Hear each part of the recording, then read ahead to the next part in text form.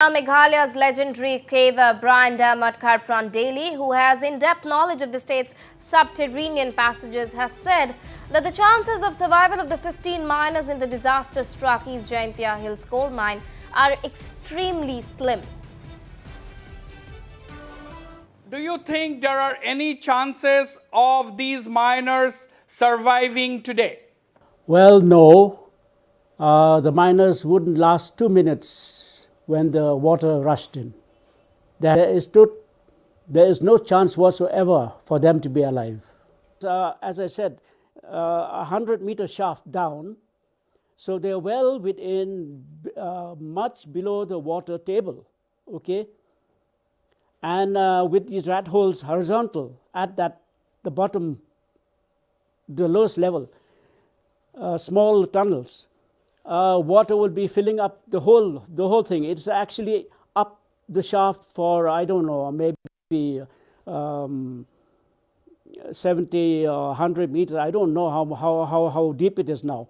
You can imagine if it is that so much water in the shaft, the tunnels are totally flooded. There is no way that anybody can.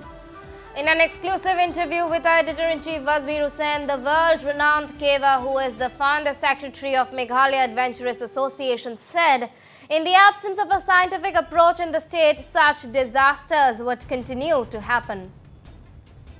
Mr. Brian, obviously, someone like you who has helped bring Meghalaya into the global map, you would definitely not like Meghalaya's image internationally to be spoiled or damaged by this kind of illegal mining and mine disasters. After all, Meghalaya is known for its cave. It has the world's longest sandstone cave. It has India's deepest and longest cave, so on and so forth. And I mean, you won't like Meghalaya's image to be tarnished, isn't it? I would like to talk about the future is unless a mining policy is put in place and enforced, the mining is regulated, then such accidents will go on happening. Because this disaster could have been prevented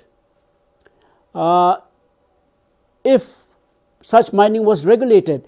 The mining in Meghalaya is not regulated. We don't have a mining policy. So when you don't have these, anybody can just go and mine and do whatever they.